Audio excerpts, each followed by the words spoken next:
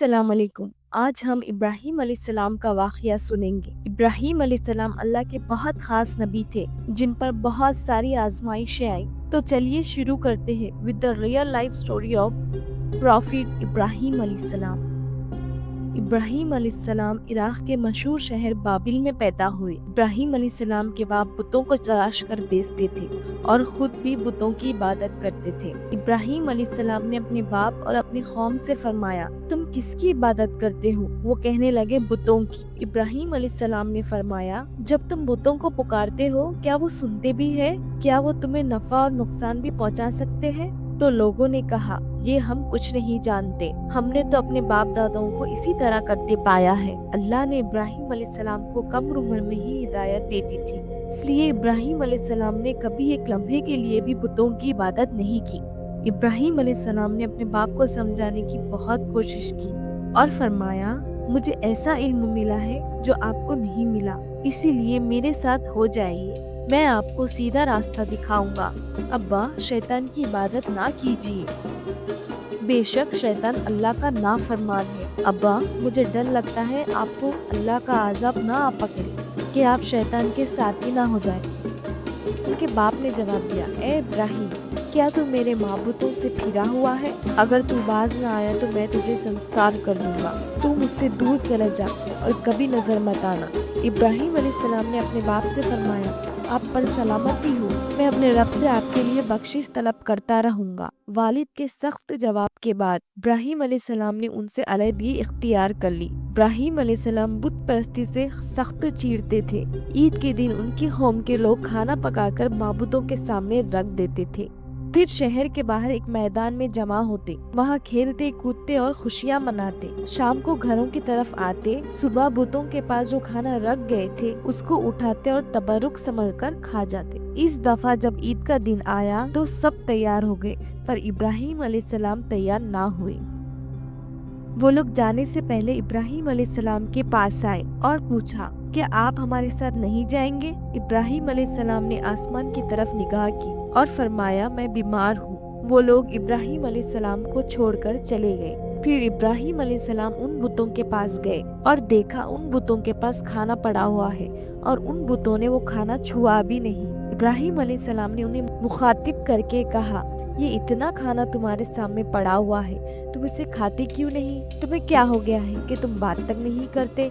फिर पूरी ताकत से कुल्हाड़ा मारकर उनके टुकड़े टुकड़े कर दिए, लेकिन बड़े बुत को छोड़ दिया। तमाम छोटे बुतों को तोड़कर कुल्हाड़ा उस बड़े बुत के कंधे पर रख दिया। लोग जब वापस आए तो हैरान रह गए, ये कैसे हो गया? कौम के लोगों ने मशवरा किया, सबको जमा करो और इब्राहीम को बुलाओ और उसे सजा दो। सब जमा हो गए और इब्राहीम अलैहिस्सलाम से बोला गया, ए इब्राहीम, हमारे बुतों के साथ क्या तुमने ये हरकत की है? इब्राहीम अलैहिस्सलाम ने जवाब दिया, ये काम तो इस बड़े बुत का है, मुझसे क्या पूछते हो? तुम अपने माबूदों से क्यों नहीं पूछते कि उनके टुकड़े टुकड़े किसने उड़ाए हैं? इब्राहीम अलैहिस्सलाम की ये बात सुनकर वो सब लोग सोच में पड़ गए। फिर कहा, ए इब्राहीम, क्या तुम्हें पता नहीं ये बोल नहीं सकते? अब इब्राहीम अलैहिस्सलाम ने फरमाया, तुम अल्लाह के सिवा उनकी इबादत क्यों करते हो जो तुम्हें कुछ भी नफा ना दे सके और ना ही नुकसान पहुंचा सके? ताज्जुब है तुम पर और उन पर भी जो तुम अल्लाह के सिवा पुकारते हो। तुम उनकी पूजा करते हो जिसे तुम खुद अपने हाथों से तराशते हो। क्या तुम में बिल्कुल अकल नहीं? लेकिन सब कुछ समझने के बाद भी अपने वो कुफ्र पर डटे रहे और इब्राहीम अलैहिस्सलाम को सजा देने का फैसला कर लिया। फिर उन लोगों ने एक मैदान में कई दिन तक एक लकड़ियां जमा करी और उसमें आग लगा दी। जब आग फुल भड़क उठी, फिर इब्राहीम अलैहिस्सलाम को रस्सियों से बांधकर उसमें डाल दिया। उस वक्त इब्राहीम अलैहिस्सलाम ने ये दुआ पढ़ी, हस्बुनल्लाहु व निअमल वकील, मेरे लिए अल्लाह काफी है और वही बेहतरीन कारसाज है। अल्लाह ने आग से फरमाया, ए आग, तो इब्राहीम पे ठंडी हो जा और सलामती वाली हो जा। चुनाचे जब इब्राहीम अलैहिस्सलाम को आग में डाला गया तो वो ठंडी हो गई।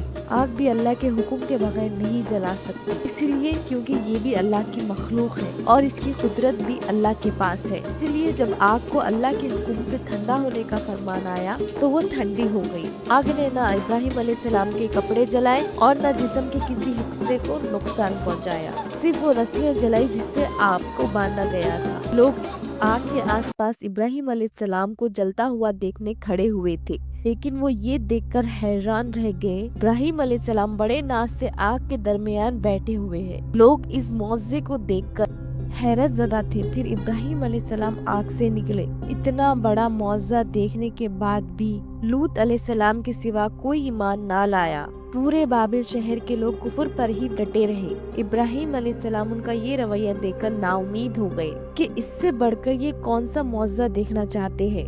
उस पर बाबिल पर नमरूद नाम के बादशाह की हुकूमत थी। जब उसके पास इस मौजे की खबर पहुंची तो उसने अपने दरबार में इब्राहिम अलैहिस्सलाम को पेश करने का हुक्म दिया। उसने इब्राहिम अलैहिस्सलाम से उनके रब के बारे में पूछा। इब्राहिम अलैहिस्सलाम ने जवाब दिया, मेरा रब वो है जो जिंदा करता है और मारता है। जवाब में उसने कहा, मैं भी जिंदा करता हूँ और मारता हूँ। उसने हुक्म दिया कि जेल से 2 आदमियों को ले आओ। फिर उसने एक को कत्ल करने का हुक्म दिया और एक को माफ कर दिया और कहने लगा, देख लो, मेरे हुक्म से लोग मरते हैं और जिंदा रहते हैं। इस पर इब्राहिम अलैहिस्सलाम ने कहा, बेशक अल्लाह सूरज को मशरिक से लाता है, तू उसको मगरिब से ले आ।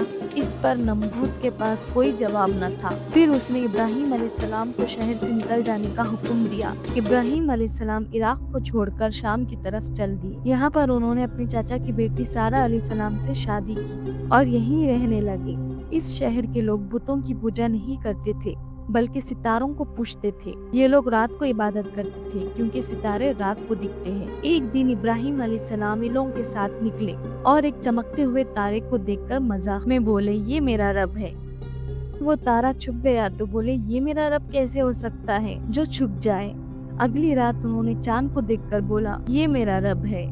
फिर जब दिन हुआ, चांद छुप गया तो बोले, ये रब कैसे हो सकता है। अगर दिन के वक्त किसी को अपने रब की हाजत हो तो वो क्या करेगा। इन बातों से इब्राहिम अलैहिस्सलाम उन लोगों को गौर व फिक्र की दावत दे रहे थे ताकि वो लोग गौर करें। फिर जब दिन हुआ, सूरज निकला तो कहने लगे, ये मेरा रब है, ये तो सबसे बड़ा है। लेकिन जब वो भी गुरूब हो गया तो कहने लगे, ये भी रब कहलाने के लायक नहीं, ये सब तो मखलूक है और इनका खालिक कोई और है। मैं तो उसकी इबादत करता हूँ जिसने आसमान और जमीन को पैदा किया। उन लोगों ने फिर भी कुफ्र ही किया और कोई भी ईमान नहीं लाया। चुनाचे इब्राहिम अलैहिस्सलाम ने फिर हिजरत करने का फैसला किया और मिस्र जा पहुँचे। मिस्र के बादशाह को खबर मिली, एक शख्स हिजरत करके आया है और उसके साथ एक औरत है जो बहुत हसीन और जमीन है। उस बादशाह ने अपने लोगों को भेजा कि उस औरत को मेरे पास ले आओ और पता करना उसके साथ जो आदमी है वो कौन है। अगर उसका वो शौहर हो तो उसे कत्ल कर देना। उधर अपने बादशाह ने अपने लोगों को भेजा,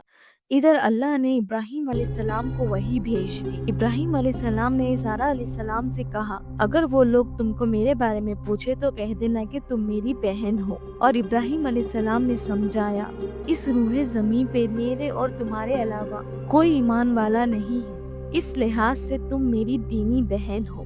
उस जालिम बादशाह ने सारा अलैहिस्सलाम को अपने महल में बुलवा लिया। जब उसने सारा अलैहिस्सलाम से कार्य करने की कोशिश की और अपने हाथ आगे बढ़ाए तो सारा अलैहिस्सलाम ने अल्लाह से दुआ मांगी और दुआ की बरकत से उस जालिम बादशाह का हाथ जम गया। वो बुरी तरह चीखने लगा और उसके सारे मुलाजिम आ गए। ये देखकर सारा अलैहिस्सलाम डर गई और सोचा, अगर ये मर गया तो लोग ये सोचेंगे मैंने इसे मारा है। फिर उन्होंने उसे निजात देने के लिए अल्लाह से दुआ की और उस बादशाह का हाथ ठीक हो गया। पर उसने फिर से वही हरकत की, उसका हाथ फिर जम गया। ऐसा 3 बार हुआ और आखिरी बार उसने सारा अलैहिस्सलाम से वादा किया, अब की बार अगर तू मुझे इस मुसीबत से निजात दिलाएगी तो मैं तुझे छोड़ दूंगा। फिर सारा अलैहिस्सलाम ने अल्लाह से दुआ की और वो ठीक हो गया। फिर उसने सारा अलैहिस्सलाम को इज्जत से रिहा कर दिया और उनकी खिदमत के लिए अपनी बेटी हाजरा को उनके साथ कर दिया। सारा अलैहिस्सलाम जब वापस आई तो इब्राहिम अलैहिस्सलाम ने फरमाया, अब हम यहाँ नहीं रहेंगे बल्कि वापस जाएंगे। फिर वो लोग वापस फिलिस्तीन चले गए। इब्राहिम अलैहिस्सलाम की उम्र 86 साल की हो गई, पर उनकी कोई औलाद न थी। तो सारा अलैहिस्सलाम ने सोचा, मैं बांझ हूँ और इब्राहिम अलैहिस्सलाम को औलाद की तमन्ना है, तो क्यों ना मैं हाजरा अलैहिस्सलाम का निकाह इब्राहिम अलैहिस्सलाम के साथ कर दूं। फिर इब्राहिम अलैहिस्सलाम और हाजरा अलैहिस्सलाम का निकाह हो गया। اللہ نے ابراہیم علیہ السلام کی اولاد کی دعا قبول کر لی اور اسماعیل علیہ السلام سے نوازا۔ پھر اللہ کا حکم ہوا بیوی ہاجرہ علیہ السلام اور اسماعیل علیہ السلام کو لے کر مکہ روانہ ہو۔ اس وقت مکہ ایک بالکل بنجر جگہ تھی۔ یہاں پر ابراہیم علیہ السلام اپنی بیوی بچے کو چھوڑ کر جانے لگے تو ہاجرہ علیہ السلام کو بہت حیرانی ہوئی اور وہ اپنے شوہر سے پوچھنے لگی، اے ابراہیم، ہمیں کہاں چھوڑے جا رہے ہو؟ یہاں نہ پانی ہے، نہ خوراک اور نہ کوئی انسان۔ ابراہیم علیہ السلام نے کوئی جواب نہیں دیا اور چلتے رہے۔ ہاجرہ علیہ السلام ان کے پیچھے چلتی رہی اور سوال کرتی رہی کہ ہمیں کس کے حوالے کر کے جا رہے ہو؟ یہ تو بالکل بے آباد جگہ ہے۔ ابراہیم علیہ السلام نے پھر بھی کوئی جواب نہ دیا۔ آخر ہاجرہ علیہ السلام نے ان سے پوچھا کہ آپ کو اللہ نے اس کام کا حکم دیا ہے؟ تو ابراہیم علیہ السلام نے فرمایا ہاں۔ تب سیدہ ہاجرہ مطمئن ہو گئی اور بولی، اگر یہ بات ہے تو اللہ ہمیں بالکل ضائع ہونے نہیں دے گا۔ خوراک اور پانی چند دن میں ختم ہو گیا۔ پانی کا ایک بھی قطرہ نہ بچا۔ خوراک نہ ملنے کی وجہ سے ماں کا دودھ بھی خشک ہو گیا۔ اب بچہ بھوک سے بلکنے لگا۔ ہاجرہ علیہ السلام اپنے بچے کو بھوک سے روتا ہوا نہیں دیکھ سکتی، اس لیے انہوں نے بچے کو وہیں چھوڑا۔ پاس کی پہاڑی صفا کی طرف دوڑی کہ شاید کسی طرف پانی اور خوراک نظر آ جائے یا کسی انسان کی جھلک نظر آ جائے۔ جب کچھ نظر نہ آیا جب تو نشیب کی طرف پہنچی، پر جب انہیں بچہ نظر آنا بند ہو گیا تو تیزی سے مروہ کی پہاڑی کی طرف دوڑی۔ وہاں بھی کچھ نظر نہ آیا۔ خیال آیا کہ پھر سے کوشش کرنی چاہیے۔ اس طرح انہوں نے صفا اور مروہ کے درمیان 7 چکر لگائے۔ اللہ کو ہاجرہ علیہ السلام کی یہ ادا بہت پسند آئی تو اللہ نے ہاجرہ علیہ السلام کی اس سنت کو برقرار رکھنے کے لیے اسے حج کا حصہ بنا دیا۔ یہی وجہ ہے کہ مسلمان حج اور عمرے کے وقت صفا اور مروہ کے درمیان 7 چکر لگاتے ہیں۔ جب وہ آخری مرتبہ مروہ کے پاس پہنچی تب انہیں ایک آواز سنائی دی جو اسماعیل علیہ السلام کے پاس سے آ رہی تھی۔ وہ اپنے بیٹے کے پاس دوڑی تو دیکھا کہ اسماعیل علیہ السلام کے پیروں کے پاس سے پانی پھوٹ رہا ہے۔ اللہ تعالیٰ نے جبرائیل علیہ السلام کو ہاجرہ علیہ السلام کی مدد کے لیے بھیجا۔ انہوں نے زمزم والی جگہ پر اپنا پنکھ مارا تو اسماعیل علیہ السلام کے پاس سے آب زمزم جاری ہو گیا۔ اللہ تعالیٰ نے اپنے بندوں کے لیے زمین پھاڑ کر ایک چشمہ جاری کر دیا۔ یہی آب زمزم کا آغاز تھا۔ ہاجرہ علیہ السلام اسے حیرانی سے اور خوشی سے دیکھ رہی۔ جب انہوں نے دیکھا کہ پانی چاروں طرف بہہ رہا ہے تو انہوں نے زمین کو کھودنا سٹارٹ کر دیا تاکہ پانی ادھر ادھر نہ بہے۔ پھر انہوں نے اس گڑھے کی طرف چاروں طرف پتھر لگا دیے اور بولی زمزم یعنی رک جا۔ نبی صلی اللہ علیہ وسلم کا فرمان ہے، اللہ اسماعیل علیہ السلام کی والدہ پر رحم فرمائے۔ اگر وہ جلد بازی سے کام نہ لیتی تو زمزم ایک بہنے والا چشمہ ہوتا۔ ہاجرہ علیہ السلام نے اسماعیل علیہ السلام کو پانی پلایا اور خود بھی پی۔ بس یہی آب زمزم ان کے کھانے اور پینے کا کام دیتا تھا۔ کچھ ہی دنوں میں ہجرت کرنے والا ایک قبیلہ وہاں پہنچا پانی کی تلاش میں۔ انہوں نے ہاجرہ علیہ السلام سے وہاں پڑاؤ ڈالنے کی اجازت پوچھی۔ ہاجرہ علیہ السلام نے فرمایا ٹھیک ہے، لیکن آپ کو اجرت ادا کرنی ہوگی۔ قبیلے کے لیے سستا سودا تھا، انہوں نے فوری حامی بھر دی۔ اس طرح وہاں رہائش شروع ہو گئی اور اسماعیل علیہ السلام وہاں پرورش پاتے رہے۔ اس قبیلے کی مکہ میں رہائش ابراہیم علیہ السلام کی دعا کا نتیجہ تھی۔ جب ابراہیم علیہ السلام نے اپنے بیوی بچے بنجر جگہ پہ چھوڑا تو یہ دعا مانگی تھی، اے ہمارے پروردگار، میں نے اپنی کچھ اولاد اس بے آباد جنگل میں تیرے گھر کے پاس بسائی ہے، یہ اس لیے کہ وہ نماز قائم کر سکے۔ بس تو کچھ لوگوں کے دلوں کو ان کی طرف مائل کر دے اور انہیں پھلوں کی روزیاں عطا فرما تاکہ یہ شکر گزاری کرے۔ دن گزرتے رہے اور اسماعیل علیہ السلام مکہ میں بڑے ہوتے رہے۔ ابراہیم علیہ السلام ہر سال 1-2 بار اپنے گھر آتے تھے۔ جب اسماعیل علیہ السلام نے ہوش سنبھالا تو ایک بار پھر آزمائش کا وقت آ گیا۔ ابراہیم علیہ السلام نے خواب میں دیکھا کہ وہ اسماعیل علیہ السلام کو ذبح کر رہے ہیں۔ ان کی نیند کھل گئی۔ ابراہیم علیہ السلام جانتے تھے کہ انبیاؤں کے خواب اللہ کی طرف سے وحی ہوتے ہیں، لہٰذا انہوں نے اس خواب کے مطابق عمل کرنے کی ارادہ کر لیا۔ ابراہیم علیہ السلام نے اسماعیل علیہ السلام سے فرمایا، میرے پیارے بیٹے، میں نے خواب میں دیکھا ہے کہ میں نے تمہیں ذبح کر رہا ہوں، اب تم بتاؤ کہ تمہاری کیا رائے ہے؟ اسماعیل علیہ السلام نے فرمایا، اے میرے ابا جان، آپ کو جو حکم ملا ہے اس کو کر گزریے، انشاءاللہ آپ مجھے صبر کرنے والوں میں پائیں گے۔ باپ بیٹے دونوں اللہ کا حکم پورا کرنے کے لیے پیش ہو گئے۔ اسماعیل علیہ السلام نے اپنے والد سے فرمایا، جب آپ مجھے ذبح کرنے لگے میری پیشانی زمین پر رکھ دیجیے گا تاکہ آپ کو میرا چہرہ نہ نظر آئے اور کہیں آپ کا ہاتھ رک نہ جائے۔ ابراہیم علیہ السلام نے ایسا ہی کیا اور آنکھوں پر پٹی باندھ لی۔ اب انہوں نے چھری پکڑ کر گردن پر چلا دی، لیکن چھری نے گردن نہ کاٹی۔ ابراہیم علیہ السلام نے زور لگایا تو انہیں ایک دمبے کی آواز آئی، تو ابراہیم علیہ السلام نے حیران ہو کر پٹی کھولی تو دیکھا کہ ایک دمبا کٹا ہوا ہے اور اسماعیل علیہ السلام دور کھڑے مسکرا رہے ہیں۔ اللہ نے ابراہیم علیہ السلام کو آزمایا اور ابراہیم علیہ السلام اللہ کے ایک حکم پہ اپنے اکلوتے بیٹے کو قربان کرنے کے لیے راضی ہو گئے، وہ بھی وہ بیٹا جو انہیں 86 سال کی عمر میں پوری زندگی بے اولاد رہنے کے بعد ملا۔ اللہ ظالم بادشاہ نہیں۔ اللہ نے ابراہیم علیہ السلام سے ان کے بیٹے کو نہیں چھینا، بلکہ جبرائیل علیہ السلام کو بھیج کے جنت کا ایک خوبصورت دمبا قربان کر دیا۔ اس کے بعد سے اللہ نے دنیا میں ابراہیم علیہ السلام کی سنت زندہ رکھا اور آج بھی دنیا بھر میں مسلمان حج کے موقع پر قربانی کرتے ہیں تاکہ اللہ کی راہ میں ابراہیم علیہ السلام کی طرح قربانی کرنے کا جذبہ پیدا ہو۔ ایک اکلوتے بیٹے کی قربانی کے لیے تیار ہو جانا کے صلے میں اور سارہ علیہ السلام کی عظمت اور نیکی کے بدلے اللہ نے انہیں ایک اور بیٹے اسحاق علیہ السلام کی خوشخبری سنائی۔ ابراہیم علیہ السلام تب 120 سال کے تھے اور سارہ علیہ السلام 90 سال، دونوں پر بڑھاپا طاری ہو چکا تھا۔ اللہ نے یہ خبر سنانے کے لیے فرشتوں کو بھیجا۔ فرشتے نے ابراہیم علیہ السلام کو سلام کیا اور بیٹے اسحاق علیہ السلام کی خوشخبری دی۔ یہ سن کر سارہ علیہ السلام بہت حیران ہوئی اور کہنے لگی، میں بچہ جنوں گی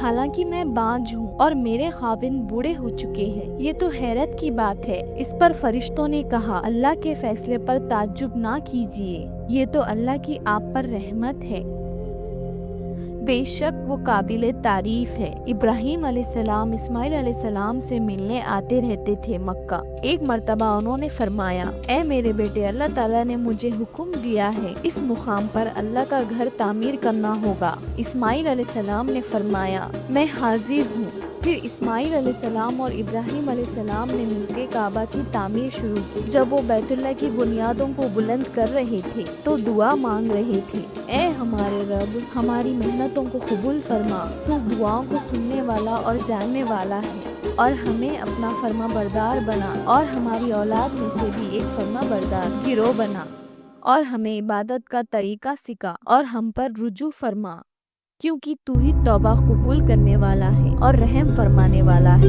اے ہمارے رب، ان پر انہی لوگوں میں سے ایک رسول بھیج جو ان پر تیری آیت کی تلاوت کرے اور تیری کتاب اور حکمت سے سکھائے اور انہیں پاک کرے، یقیناً تو غالب اور حکمت والا ہے۔ تعمیر کے وقت اللہ نے جنت سے ایک پتھر بھیجا تھا جس کا نام حجر اسود تھا۔ یہ پتھر نہایت ہی سفید تھا۔ اب یہ پتھر لوگوں کی گناہوں کی وجہ سے کالا ہو گیا۔ تعمیر کے وقت ابراہیم علیہ السلام ایک پتھر پر کھڑے ہوئے، وہ ننگے پیر تھے۔ اسی وقت پتھر پگھل گیا اور پتھر پر ان کے پیروں کے نشانات آ گئے۔ اسی پتھر کو آج مقام ابراہیم کہا جاتا ہے اور آج بھی لوگ اسے دیکھ سکتے ہیں۔ اس طرح کعبہ تعمیر ہوا۔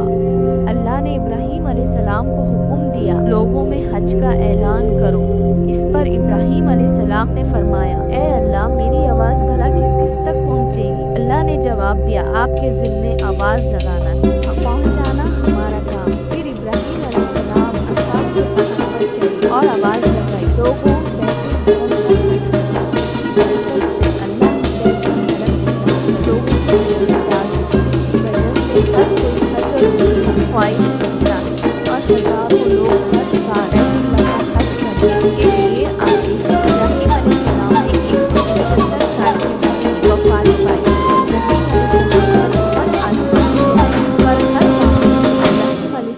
اللہ کے وفادار رہے، اسی لیے اللہ نے ابراہیم علیہ السلام کو خلیل الرحمن کے لقب سے نوازا، یعنی اللہ کا دوست۔